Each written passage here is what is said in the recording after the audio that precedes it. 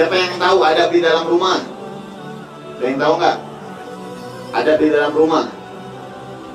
So, nggak tahu? Kalau nggak tahu dengerin baik-baik. Kalau kita tidak temukan ini, tulisan ini atau yang akan disebutkan ini daripada adab-adab di rumah, maka kita harus menghidupkannya. Kalau kita nggak melakukan apa yang disampaikan di dalam kitab ini, maka kita tidak terkategorikan anak yang beradab. Kalau kita nggak menjadi anak yang beradab, berarti kebalikannya, anak yang kurang orang yang kurang adab itu nanti dikumpulkannya di dalam neraka bersama syaitan. Di mana tempatnya syaitan? Nah, di neraka. Adabul manzil. Yajibu 'alal waladi ay yura'iyal 'adaba fi manzilihi. Kata Syekh Umar, kata Syekh Salim Baraja, beliau mengatakan wajib bagi setiap anak untuk memerhatikan adab-adab di dalam rumah. Ini perlu kita ketahui. Banyak sekarang anak-anak yang bikin kesel orang tuanya, atau orang tuanya tidak nyaman melihat keadaan anaknya. Kenapa? Karena adab anak-anaknya nggak pernah belajar tentang adab-adab di dalam rumah.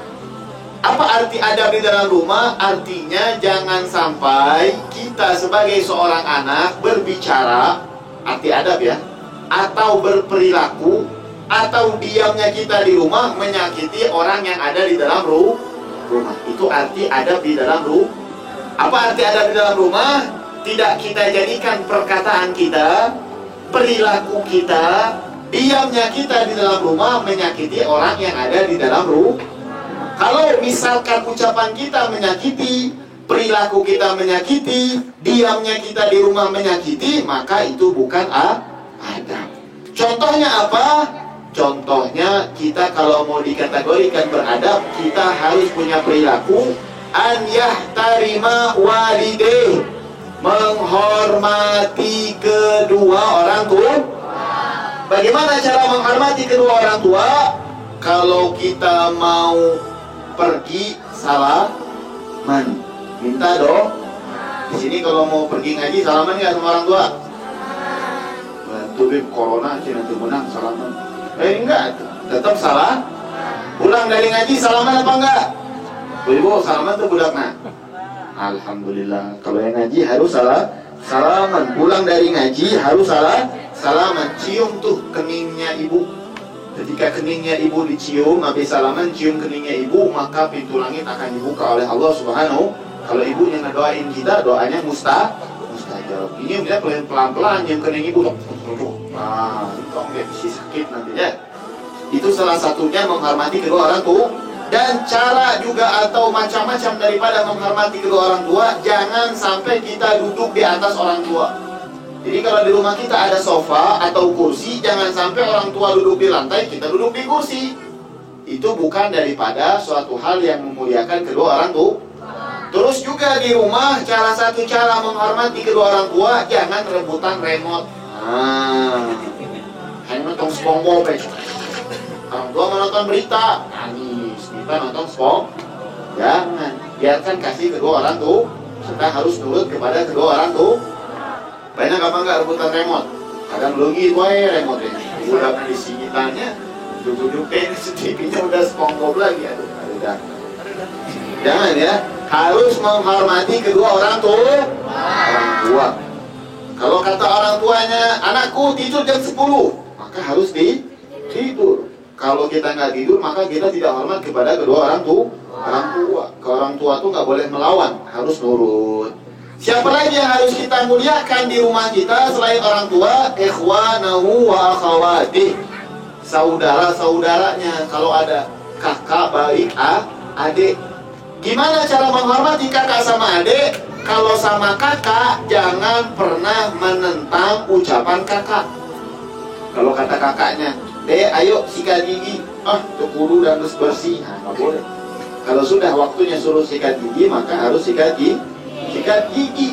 Kalau kata kakaknya, udah jangan main HP mulu. Udah, kakak oke tinggal di teleponan dia. Nah, entong. Teleponan biasa aja. Janganlah melawan. Kalau kakaknya senantiasa memerintahkan sesuatu, menyuruh sesuatu, harus ikut.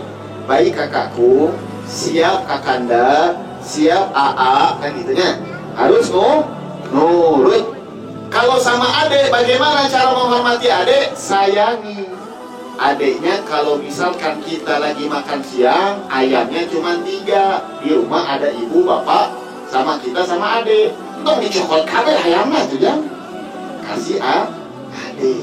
Kalau misalkan mau senantiasa makan, dahulukan adik sebagai tanda kita sayang kepada adik kita. Orang tua kita ngasih kita makanan, sebelum kita makan ingat adik kita. Mungkin adik kita nggak dikasih makanan sama ibu karena masih tidur, tapi kita yang ingat, simpenin tuh makanan, taruh kulkas, adik bangun dikasih. Indah nggak rumah kayak gini? Nah, kalau di rumah nggak ada kayak gini, kata Nabi, bukan daripada golonganku. Man lam yarham saghirana wa lam yuwaqqir kabirana falaysa minna. Orang yang selalu menentang kakaknya atau sang kakak tidak pernah menyayangi adiknya, maka keluarga ini bukanlah daripada golongan Nabi besar Muhammad. Kalau bukan dari golongan Nabi Muhammad, gimana nanti di akhirat akan diselamatkan? Bukan daripada golongan. Nah, jadi kakak-kakak di sini, kalian yang gede-gede di sini punya adik harus disayangi. Nah, adik-adik yang ada di sini punya kakak harus dihormati, dan kalian adik-adik dan kakak-kakak harus menghormati kedua orang tua. Dan bukan hanya menghormati orang tua, kakak sama adik saja. Siapa lagi yang harus dihormati? Kalau ada pembantu di rumah harus dihormati juga. Gak boleh disuruh seenaknya, gak boleh senantiasa dikatain, diejekin. Kadang ada pembantu di rumah suka dibully, suka diejek-ejek, dipukulin apalagi. Nah, gak boleh ya. Bukan hanya pembantu, siapa lagi? Binatang yang kita mungkin rawat di dalam rumah kita, nggak boleh juga kita senantiasa tinggalkan, nggak dikasih makan. Harus semuanya diberikan haknya ketika berada di dalam rumah. Haknya apa lagi? Haknya handphone harus diberikan. Apa haknya handphone? Tong dipakai di latih, isi panas, rusak. Oke. Jadi pakai HP itu jangan lama 15 menit cukup, simpen. Cas, kalau udah cas sudah tinggalin, simpen, taruh lemah. Jangan satu malam dimainin terus, nanti dia ngamuk. Emang dikira nggak bisa ngamuk nanti ngamuk dia di hari kiamat. Kenapa saya dipakai untuk ini? Kenapa saya dipakai untuk itu? Nanti dia marah sama Allah Subhanahu wa Ta'ala, karena dia juga bagian daripada hamba-hamba atau makhluk-makhluknya Allah Subhanahu. Apalagi kemudian adab-adab di dalam rumah, wala ya'mal syai'an yughdibu ahadan minhum. Jangan pernah berperilaku atau berkata sesuatu yang membuat orang rumah marah. Jangan, ya. Jangan sampai kita membuat orang rumah marah. Gimana caranya? Contohnya gimana? Ibu kita nyuruh kita, "Jang, ayo kita senantiasa tidur. Embung oke heula mah sudiri. Jang, itu udah gurunya nungguin. Ayo kita senantiasa belajar di Zoom. Angge heula mah we heula absen dinya angge orang nyusul." Nah, temenan. Jangan sampai membuat orang rumah marah. Jangan sampai kita bangun pagi duluan, kakak kita bangun terakhir, misalkan bangunnya telat, ujuk-ujuk duduk di tengah kita, minum kopi, langsung kita bilang, "Oh gigong." Nah, temenan. Sadar tapi kakaknya, jangan bangun siang, harus bangunnya awal. Wala yukhasim akhahu shagir. Nggak boleh adik kakak di rumah berantem nggak boleh, pukul-pukul. Nanti di rumah sering ada laporan, anak-anak katanya di rumah sering berantem. Pas Habib tanya, "Kenapa kamu berantem?" "Latihan Habib Smackdown." Entong temenannya main Smackdown itu nggak boleh, karena nggak semua orang kuat, dan Smackdown itu bohong, itu mah settingan, nggak ada yang aslinya kayak gitu ya. Nggak boleh saling nggak boleh berantem pukul-pukul, dan nggak boleh saling mengejek. Kata Nabi SAW, "Abghadur rijal ilallah al-aladul khasim." Seseorang yang paling dibenci oleh Allah. Benci, Allah benci nih. Allah nggak suka, Allah marah. Mau nggak kalau Allah marah sama kita? Ya. Kalau orang tua kita marah sama kita haredang, kadang kita sulit, mau kejajan nggak dikasih. Gimana kalau Allah yang marah? Gimana kalau Allah yang murka? Kepada siapa Allah murka ya Rasulullah? Kepada dua orang yang suka berantem, kepada dua orang yang suka senantiasa Allah paling benci itu. Jadi kalau ada adik kakak di dalam rumahnya berantem, maka Allah bahkan dalam riwayat dikatakan kalau ada adik kakak berantem, bahkan tidak teguran 3 hari, maka malaikat tidak akan masuk ke dalam rumahnya. Artinya rumahnya tidak akan diturunkan rahmatnya Allah subhanahu. Kalau rahmat Allah tidak turun, maka yang terjadi KDRT terus. Orang tua sama suaminya berantem terus, anaknya juga malas terus, utang juga nggak lunas-lunas, suram aja rumahnya. Kenapa? Karena anaknya berantem, orang tuanya nggak mau menjadi penengah. Panggil harusnya kalau ada anak-anak kita yang berantem, panggil, sayang, ini adekmu, sayang, itu kakakmu. Hormati mereka semua. Kalian itu menginjak satu lantai yang sama, tinggal di satu atap yang sama. Nggak boleh saling berantem. Jelas? Ya. Wala yu'zil khadim wa idza la'iba bin nizam. Kalau mau bermain-main di rumah, mainnya harus pakai peraturan. Apa peraturan main di rumah? Pertama, jangan main perkara yang haram. Judi di rumah nggak boleh. Main-main perkara yang haram di rumah, mungkin yang rumahnya agak besar, main drum band sampai ninggalin sholat, nggak boleh. Kemudian termasuk main yang dilarang, main yang sifatnya teriak-teriak. Nggak boleh. Wah, jangan teriak-teriak sampai ngomongnya ngangkat suara. Nggak boleh. Itu mainan yang tidak dianjurkan di dalam rumah. Apa mainan yang teriak-teriak di dalam rumah? Main apa? Teriak-teriak dalam rumah, hah? Mainan? Nonton juri?